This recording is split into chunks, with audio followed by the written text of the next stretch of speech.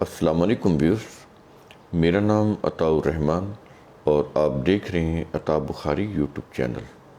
قرآن کریم کی مسلسل ایکسپوزیشن کے سلسلے میں آج ہم سورہ البقرہ کی آیت نمبر 155 نمبر کی آیت کی ایکسپلینیشن کریں گے۔ تو جیسا کہ آپ جانتے ہیں کہ قرآن کریم کی جو آیات ہیں یہ آپس میں انٹر لنک ہیں، ان کے اندر کوہیرنس ہے، مطابقت ہے، یہ ایک دوسرے کے ساتھ ملتی چلی جا رہی ہیں۔ تو ان کو سمجھنے کے لیے جو سیاق و سباق ہے وہ بہت ضروری ہے، یعنی کانٹیکسٹ، پہلے کیا کہا گیا ہے، بعد میں کیا کہا گیا۔ آپ پیچھے سے آپ دیکھیں نا، آیت نمبر 153، اس کے اندر صبر اور صلاۃ دو چیزوں کی بات ہو رہی ہے۔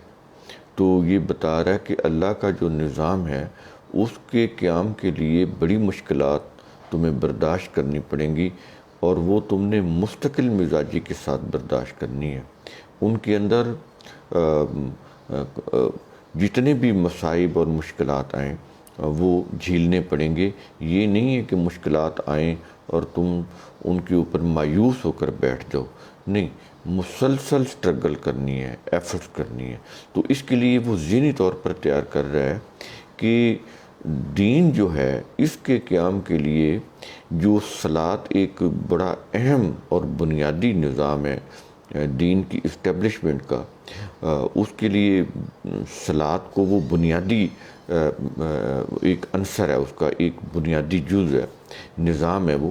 تو اس کے لیے تو پھر بڑا صبر چاہیے، کیونکہ ہم نے پچھلے ویڈیوز میں آپ کو بتایا تھا کہ معاشرے کے اندر جو منارکی سسٹم ہوتے ہیں، ملوکیت، اور جو کیپٹلزم ہوتی ہے، سرمایہ داری، اور جو پریسٹ ہوڈ ہوتی ہے، مذہبی پیشوائیت، تھیوکریسی، یہ اللہ کے نظام کو قائم کرنے کے لیے قائم کرنے کے خلاف سب سے بڑی رکاوٹیں یہ تین نظام ہوتے ہیں باطل کے، اس لیے کہ ان کے مفاد وابستہ ہوتے ہیں اپنے باطل نظام میں۔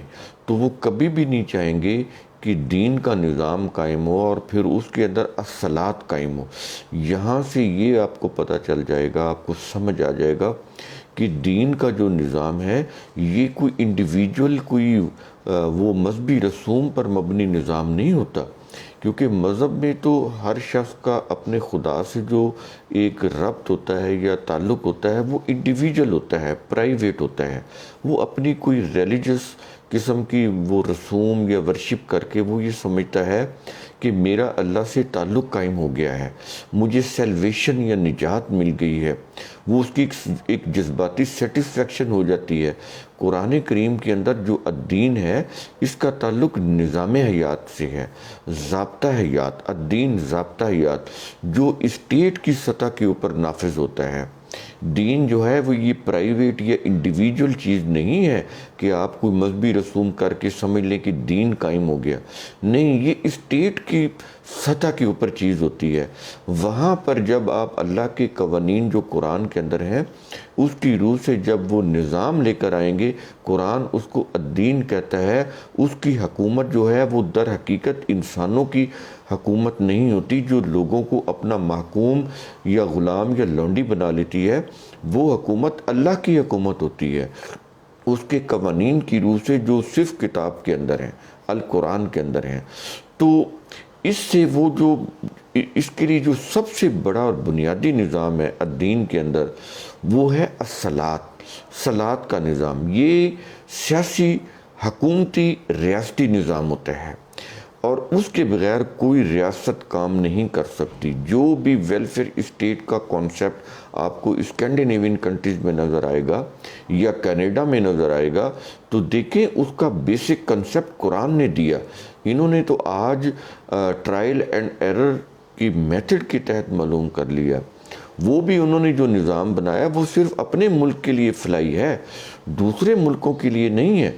اسرائیل کے اندر جو فلائی نظام ہے وہ اپنے لوگوں کو جب لون دیتے ہیں تو اس کے اوپر زیرو ربا ہے، کوئی ربا نہیں ہے، کوئی اس کے اوپر انٹرسٹ نہیں ہے، لیکن وہ دوسرے ملکوں کو ایکسپلائٹ کر کے، ان کی معیشت کو تباہ کر کے، ان کے ریسورسز کو اپنے ہاں لے کر جاتے ہیں۔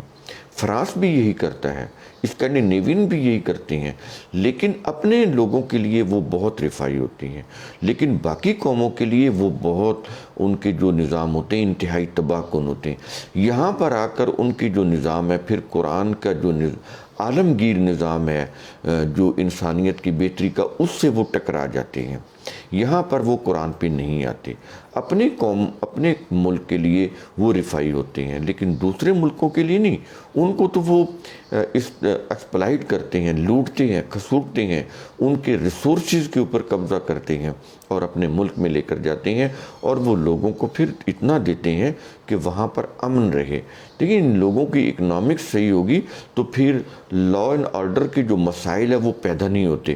تو وہ یہ اس طرح سے کوٹ کرتے ہیں کہ اگر ہم ان لوگوں کو ایز اے رائٹ نہیں دیں گے تو یہ پھر لوگ کرائم کریں گے۔ کرائم کو روکنے کے لیے جو پیسہ چاہیے وہ بہت زیادہ ہے، اس سے پھر ملکوں کی تباہی بہت زیادہ ہوتی ہے۔ اس لیے وہ پھر اتنا لوگوں کو دیتے ہیں کہ اس سے پھر لوگ جو ہے ان کی زندگی خوشحال ہو جاتی ہے، اور حکومتیں جو ہیں وہ آرام اور سکون کے ساتھ اپنا کام کر رہی ہوتی ہیں، اور اس میں عوام کی ویلفیئر بھی ہو رہی ہوتی، لیکن وہ انڈیویجول سطح کے اوپر ہوتی، اپنے لوگوں تک عالمگیر نہیں ہوتی۔ قرآن کریم کا جو نظام الدین ہے یہ عالمگیر سطح کا ہے، وہ کہتا ہے صرف اپنے قوم اور ملک کو نہیں، پوری دنیا کے لیے وہ فائدہ مند ہونا چاہیے۔ یہاں پر آ کے ڈفرینس ہو جاتا ہے۔ تو یہ تھوڑی سی چیز میں نے اس لیے آپ کو بتائی کہ یہ جو دین ہے یہ مذہب سے بالکل ڈیفرنٹ ہے، یہ ریاستی سطح کے اوپر، حکومتی سطح کے اوپر قائم ہوتا ہے، اور اس کا بنیادی نظام صلاۃ، اور اس صلاۃ کے سامنے رکاوٹ کون بنتے ہیں؟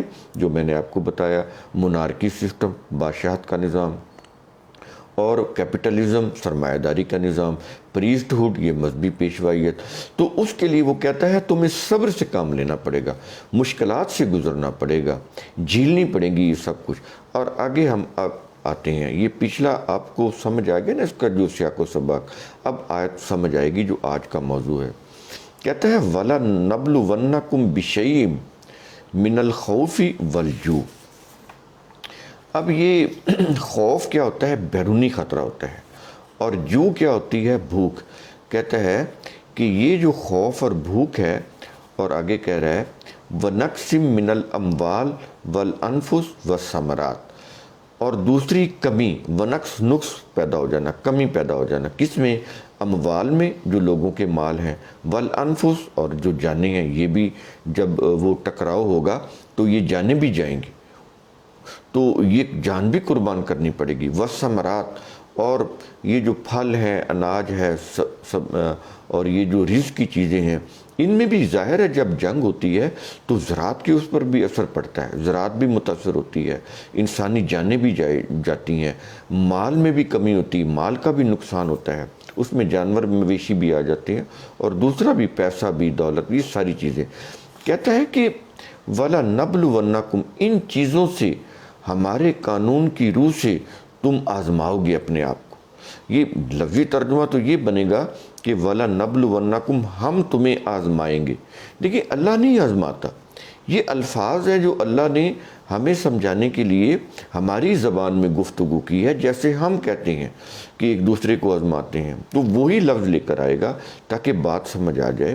لیکن یہ اللہ نہیں آزماتا، ہم اللہ کے قانون کی روح سے خود کو، اپنے آپ کو آزما لیں کہ ہم نے باطل کے ساتھ ٹکرانے کی کتنی قوت حاصل کر لی ہے، کتنا اپنے اندر جذبہ اصرار پیدا کر لیا ہے کہ اگر صلاۃ کا نظام قائم کرنا پڑے، دین کا نظام قائم کرنا پڑے، اور دین کا جو بنیادی نظام ہے الصلاۃ، وہ قائم کرنا پڑے، تو پھر اس کے لیے ہم کتنا کہ خوف کو، بھوک کو، اور وہ جو مال اور جان اور رزق، اس کی جو کمی ہے، اس کو برداشت کر سکتے ہیں، تو اس کو برداشت کرنے کی کتنی صلاحیت ہم نے حاصل کر لی ہے۔ یہ ہے وَلَنَبْلُوَنَّكُمْ، جس کو انہوں نے بتایا کہ اللہ آزماتا ہے۔ اللہ نہیں آزماتا، اللہ کی قانون کی روح سے ہم اپنے آپ کو خود آزماتے ہیں۔ قانون تو، قوانین تو اللہ کی ہیں، آزمائش کے قوانین بھی اللہ نے ہی رکھے ہیں۔ اسی کی روح سے ہم اپنے آپ کو چیک کرتے ہیں کہ ہمارے اندر کتنا جذبہ ایمانی ہے، ہماری جو خدا داد صلاحیتیں ہیں ان کو ہم نے کتنا ڈیولپ کر لیا ہے کہ اگر وقت آئے ٹکرانے کا تو ہم کیا باطل کے ساتھ ٹکرانے کی قوت ہم نے حاصل کر لی ہے۔ کیا اگر ایسا ہو کہ ہمیں خوف کا سامنا کرنا پڑے، بھوک کا سامنا کرنا پڑے اور ہمارے مال اور جان یہ بھی چلے جائیں، ان میں بھی کمی واقع ہو جائے، ہمیں اپنی زراعت سے بھی دستبردار ہونا پڑے، تو کیا اتنا جذبہ اثار اپنے اندر ہم نے پیدا کر لیا ہے، اتنی قوت ہم نے پیدا کر لی ہے کہ ہم ٹکرا سکیں اور اللہ کا جو دین ہے وہ غالب ہو سکے، اور اس دین کا جو بنیادی نظام ہے الصلاۃ وہ غالب ہو سکے؟ کیا اتنی طاقت ہم نے حاصل کر لی ہے؟ یہاں پر یہ بھی چیز سمجھ لیں کہ یہ جو وَلَنَبْلُوَنَّکُمْ ہے، کم تو مطلب یہ جمع مخاطب کا صیغہ ہے، یہ جو بلو ہے نبلوا، یہ کیا چیز ہے؟ بلونی، آپ دودھ کو جب اس کے اندر جاگ لگاتے ہیں دہی کی، رات کو رکھتے ہیں، تو صبح اٹھ کر وہ جو مٹکا ہوتا ہے نا، جو چاٹی ہوتی ہے، اس کے اندر مدھانی ڈال کے آپ اس کو ایسے شیک کرتے ہیں۔ اب تو الیکٹرک مدھانی آ گئی، پہلے وہ رسی اس کو لپیٹی ہوتی تھی، اس کے 2 سرے ہوتے تھے، تو وہ ایسے اس کو شیک کرتے تھے، تو اس سے کیا ہوتا تھا، وہ جو مدھانی ہوتی تھی ایک دفعہ وہ کلاک وائز اور دوسری طرح وہ اینٹی کلاک وائز، یعنی clockwise anti clockwise, اس طرح سے وہ شیک ہوتا تھا۔ وہ جو دہی دودھ کا وہ جو جمع ہوا وہ شیک ہوتا تھا۔ جب وہ شیک ہوتا تھا، یہ ہے نبلوا، یہ ہے بلونی۔ اس سے پھر کیا ہوتا ہے کہ اس کے دودھ یا دہی کے اندر جو بٹر ہوتا ہے، جو کریم ہوتی ہے، جو بلائی ہوتی ہے، وہ اوپر آ جاتی۔ ویسے وہ نظر نہیں آ رہی ہوتی، آپ پی بھی لیں، آپ اس کو ہاتھ سے ٹچ کریں، اس کو ایسے چھوئیں، اس کو چیک کریں، آپ کو چکنائی نظر نہیں آئے گی۔ غور سے دیکھ لیں، اس کو دوربین لگا کے دیکھ لیں، چکنائی نظر نہیں آئے گی۔ لیکن جب آپ اس کو بلو کریں گے، بلونی اس کے اندر مدھانی جو ہے وہ اس کے اندر جب اس کے ساتھ اس کو زور سے جب شیک کریں گے تو اس کے اندر جو چھپی ہوئی بلائی، چکنائی، بٹر وہ پھر اوپر آنا شروع ہو جاتا ہے۔ تو یہاں سے قرآن نے یہ لفظ لیا، اللہ نے یہ لفظ لیا کہ ایسے تم شیک ہوگے، ایسے آزمائشیں آئیں گی، اس طرح سے تم سرگرداں ہوگے، تمہیں ایفرٹ کرنی پڑے گی، تمہیں سٹرگل کرنی پڑے گی۔ آزمائش یہ ہوتی ہے آزمائش۔ میں نے آپ کو اس کے روٹ ورڈ میں جا کر سمجھایا ہے کہ یہ والا نبلوا کیا چیز ہوتی ہے۔ اس طرح سے جو ہے وہ شیک ہو جاتے ہیں، لوگ ہل کے رہ جاتے ہیں آزمائشوں میں، پھر کہیں جا کر کوئی اللہ کا نظام قائم ہوتا ہے۔ یہ ایسا نہیں ہے کہ جیسے وہ جلسہ کرتے ہیں اور وہ بس وہ جھنڈیاں لگ رہی ہیں، بینر لگ رہے ہیں، نعرے لگ رہے ہیں، تو وہ بڑے خوبصورت وہ امامے اور جبے اور دستاریں پہن کے آ جاتے ہیں، تو بس انہوں نے تقریر کر دی تو دین کا نظام قائم ہو گیا۔ ایسے نہیں، صحابہ کرام نے دین کا جب نظام قائم کیا تھا تو دیکھیں وہ کیا قرآن کیا کہتا ہے، کہ وہ کہتا ہے وَزُلْزِلُوا زِلْزَالًا شَدِيدًا، کہتا ہے کہ زلزلے طاری ہو گئے، ہلا کر رکھ دیے گئے، اور وہ کہتے تھے کہ متى نصر اللہ، کب اللہ کی مدد آئے گی۔ یہ حالت ہو جاتی ہے، یہ اتنی بڑی آزمائش سے گزرنا پڑتا ہے، یہ ایسے دین قائم نہیں ہو جاتا۔ تو ہم نے تو کچھ بھی نہیں کیا، ابھی تو ہم نے قرآن کو نہیں سمجھا۔ جب قرآن کو سمجھیں گے تو وہ جذبہ پیدا ہوگا نا جو انبیاء کے صحابہ کے دلوں میں پیدا ہوا تھا، ان کو قرآن کی سمجھ آئی تھی۔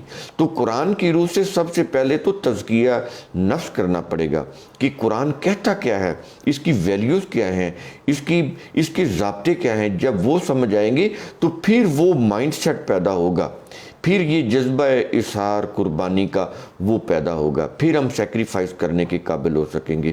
ابھی نہیں، ابھی تو ہم مذہب کے اوپر ہیں، ابھی تو ہم یہ سمجھتے ہیں کہ ہم نے سبحان اللہ کہا ہمارے جنت میں درخت لگ گیا، ہم نے ایک یہ تسبیح پڑھی، کلمہ کی، ہماری مغفرت ہوگی، ہماری بخشش ہوگی۔ تو ہم تو ابھی ان دھوکوں میں ہیں۔ تو نفل پڑھیں گے تو وہ حوریں مل جائیں گی، 70 حوریں مل جائیں گی۔ ابھی تو ہم اس خوش فہمی کے اندر ہیں۔ جب ہم اس خوش فہمی میں نکلیں گے، وہ کیسے نکلیں گے؟ جب قرآن سمجھ آئے گا، تو کہتا ہے اس طرح سے تمہیں قربانی دینی پڑے گی۔ تو آگے پھر کیا کہتا ہے، وَبَشِّرِ الصَّابِرِينَ۔ دیکھا قرآن کی آیات کا انٹر لنک، ان کا کنیکشن کیسے کنسسٹنسی ہے، کیسے کوہیرنس ہے، کیسے آیات آپس میں انٹر لنک ہیں۔ 153 آیات کے اندر کہہ رہا ہے نا کہ یا ایھا الذین آمنوا استعینوا بالصبر، اور پھر کہہ رہا ہے والصلاۃ۔ اب یہ دیکھیں اس آیت کے اندر 155 آیت کے اندر کہتا ہے وَبَشِّرِ الصَّابِرِينَ، وہ جن کو الصبر کی تلقین کر رہا ہے، جن مومنین کو، اب ان مومنین کو وہ صابرین بول رہا ہے۔ اتنے مصائب، مشکلات، خوف سے، بھوک سے، جان اور مال اور رزق کی وہ جو تنگی ہے اور اس کی جو قربانی ہے، جان تک کو قربان کر دینا ہے اگر ایسا موقع آ جائے۔ کہتا ہے کہ جب یہ چیزیں کرتے ہو تو کہتا ہے کہ یہ پھر کون لوگ ہوتے ہیں، یہ مومنین کون ہوتے ہیں؟ کہتا ہے الصابرین، یہ ہیں صبر کرنے والے۔ یہ نہیں کہ مایوس ہو کر بیٹھنے والے کہ نہیں جی اللہ کا دین کا تو غلبہ نہیں ہے، نظام تو قائم نہیں ہو رہا، ہم تو قرآن پڑھ کے سمجھا رہے ہیں لوگوں کو۔ تو یہ دیکھیں یہ اوور دا نائٹ نہیں ہوگا، یہ نسلوں پر پھیلا ہوا ایجوکیشن کا، قرآنک ایجوکیشن کا جو نظام ہے یہ نسلوں پر پھیلا ہوا ہے۔ یہ قلب جو ہوتا ہے یہ قلبی تبدیلی کا نام ہے، جس کو آپ بولتے ہیں نا کہ انقلاب کیا ہوتا ہے، یہ قلب سے ہے۔ اس کے اندر دلی تبدیلی آتی، قلب کے اندر جب تبدیلی آتی وہ کس کی روح سے آتی ہے؟ قرآنی ضابطوں کی روح سے، قرآنی اصولوں اور ضابطوں اور قوانین اور اس کے جو اقدار ہیں ان کو سمجھنے کی روح سے آتی ہے، وہ صرف قرآن کے اندر ہے۔ تو پھر ایسے لوگوں کو قرآن کیا کہتا ہے؟ الصابرین، کہتا ہے وبشر الصابرین، کہ اس طرح سے جو لوگ اپنی آزمائش کرتے ہیں، اپنا ٹیسٹ کرتے ہیں، اپنی وقت آئے تو اپنی جان تک کو بھی قربان کر دیتے ہیں، کہتے ایسے جو الصابرین ہیں ان کو بشارت دے دو، ان کو بشارت دے دو۔ تو بشارت ان کے لیے ہے، خوشخبری ان کے لیے ہے، ان کے لیے نہیں ہے جو ورشپ کر کے سمجھ لیتے ہیں کہ ہماری نجات ہو گئی، جو مذہبی رسوم ادا کر کے بڑے ہی مطمئن ہو جاتے ہیں، کوئی تسبیح پڑھ کے، نفل پڑھ کے، کہ ہمیں حوریں مل گئیں، ہمیں جنت مل گئی، ہمیں نجات مل گئی۔ تو یہ دھوکہ ہے، یہ مذہب کا بہت بڑا فراڈ ہے جس کے اندر لوگوں کی میجورٹی مبتلا ہے۔ تو میں اس لیے یہ چیزیں آپ کو تھوڑا سا کھول کر بیان کرتا ہوں تاکہ آپ کو سمجھ آ جائے کہ الدین کیسا ہے، کیا ہوتا ہے، کیسے غالب ہوگا۔ یہ اوور دا نائٹ ایسے نہیں غالب ہوگا جیسے ہم سمجھے بیٹھے ہیں کہ کچھ مذہبی رسوم کر کے ہم اپنے آپ کو یہ تسلی دے لیتے ہیں کہ اللہ ہم سے خوش ہو گیا ہے، ہماری نجات ہو گئی ہے، ہمیں جنت مل گئی ہے، ہمیں حوریں مل گئی ہیں۔ تو ایسا کچھ نہیں ہے۔ قرآن کریم کی روح سے وہ یہ کہتا ہے کہ یہ جو باطل کے ساتھ ٹکراؤ ہے جب تک نہیں ہوگا اس وقت الدین غالب نہیں ہوگا، اس لیے کہ وہ جو منارک ہیں، بادشاہ ہیں، وہ جو کیپٹلسٹ ہیں، جو سرمایہ دار ہیں، اور وہ جو پریسٹ ہیں، وہ کبھی بھی تمہیں غالب نہیں کرنے دیں گے۔ ان کے پاس طاقت ہے، اقتدار ہے، لوگوں کو ان کے ساتھ عقیدت ہوتی ہے، لوگ ان کے غلام اور لونڈیاں بنے ہوتے ہیں۔ وہ کیسے وہ تمہیں اللہ کا دین غالب کرنے دیں گے؟ اس کے لیے تو تمہیں پھر قوت حاصل کرنی ہے، اس کے لیے تو وہ تمہیں پھر جذبہ احسار اپنے اندر پیدا کرنا ہے، اپنی صلاحیتوں کی ڈیولپمنٹ کرنی ہے، اس قابل بنانا ہے کہ تم اللہ کے دین کو ان تینوں نظاموں، یہ جو تین باطل کے نظام ہیں ان کے اوپر تم غالب کر سکو۔ جب تم ان تین نظاموں کو کنفرنٹ کرنے کی صلاحیت حاصل کر لو گے، ان سے نمٹنے کی صلاحیت حاصل کر لو گے، پھر الدین غالب ہوگا۔ یہ کوئی غیبی طاقت سے غالب نہیں ہوگا، یہ تمہاری ایفرٹس اور تمہاری سٹرگل سے غالب ہوگا۔ تو امید ہے میرا یہ ویڈیو آپ کو یہ قرآن کریم کا جو اصول ہے ثم تتفکروا، اس کی ترغیب دلائے گا۔ تو یہ اسی کی ترغیب کے لیے ہمارے یہ ویڈیوز ہیں، تاکہ قرآن کریم کا یہ جو میسج ہے لوگوں کو سمجھ آ جائے، اور اس کے لیے پھر آپ کو اپنے عقل و فکر کو بیدار کرنا ہوگا اور اپنے دماغ سے، اپنے ذہن سے مذہب کو نکالنا ہوگا۔ مسالک کو نکالنا ہوگا، مذہبی عقائد ان کو نکالنا ہوگا، کیونکہ جب تک وہ ہوں گے اس وقت تک آپ وہ جو قرآن کا جو سائنٹیفک پروسیس ہے ثم تتفکروا آپ نہیں کر سکتے۔ ثم تتفکروا کا عمل اسی وقت ہوگا جب آپ اپنے ذہن سے وہ مذہبی عقائد، مذہبی رسوم، ان کے جو غلط جو عقائد ہیں وہ نکالیں گے۔ جب وہ نکالیں گے پھر آپ کے اندر سوچنے کا جو تحریک پیدا ہوگی، پھر آپ کو قرآن بھی سمجھ آئے گا۔ پھر ایسے جب لوگوں کی میجورٹی ہوگی تو اس میجورٹی کی وجہ سے پھر دین بھی غالب آئے گا، کیونکہ یہ جو میجورٹی ہوگی وہ ایسی حکومت بنائے گی، لوگوں کو اقتدار دے گی جو پھر دین کو غالب کریں گے۔ یہ اس طرح سے ہوگا، یہ اوور دا نائٹ نہیں ہوگا۔ Thank you.